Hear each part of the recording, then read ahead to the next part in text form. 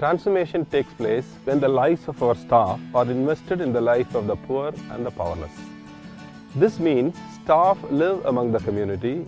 They are available 24/7 as an incarnational living. Their life and our program intervention needs to raise a question. The question is about the values, the attitudes, the beliefs, and the worldview. For example, question about why not women? That's a question that makes people to think in the community where people exploit women for commercial sex. Ranjana of Rajnath community, she becomes the first president of local self-government because of such questions.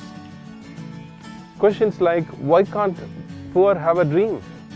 This makes Bhargavi think about educating her children. She is illiterate, but she wants to educate her children. This makes her think that she can also have a dream. There are some factors which facilitate transformational development. Passionate staff with a sense of calling to facilitate transformation and also to alleviate the suffering of the powerless. Working together with World Vision, partners and the local people to facilitate transformation. And also very important, the leadership need to communicate an intentionality for transformational development and incarnational living. To live in a context where there is poverty, hardship and inconvenience, staff need to be really motivated. They need to be present. We need to facilitate the HR processes and the reward system need to facilitate such incarnational living. Another challenge we face for facilitating transformation development is the pluralistic context in which we work.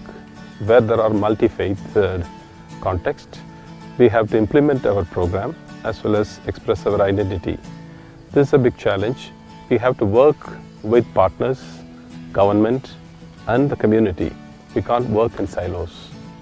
Another challenge we face is about the attitude of people about our staff. People who are poor, who are oppressed, who are exploited for a long time, they find it very difficult to trust a stranger and their motive of mission, for which we need to invest in relationship. We need to build relationship before implementing program. This takes a lot of time. That's why the incarnational living helps to build relationship and work with the poor and to gain their confidence. Some of the lessons we learned as we facilitate transformational development, it takes place not as a result of program. It takes place in the process of implementing our program, the way we mobilize, the way we relate, the way we connect with one another. And the holistic understanding of staff is very critical for facilitating transformational development. They need the clarity of understanding as well as competency to facilitate such transformation development. It is very important to understand that transformation is the work of the Holy Spirit. God invites us to participate with Him in this process of transformation. We become instrument in His hand as we faithfully carry out our work. I would like to tell you a story of transformation. We work with the Mushar community. Mushar means people who eat rat. Mush means rat and ahar means food. Their living condition is so bad, the hygienic condition is so worse that the principal will not take the children into the school. He would say, go back and take bath and come. We started working with the community to improve the living condition, but the community was not receptive. Then we started working with the children, and the children were mobilized into Children's Club. They launched a campaign for health and hygiene.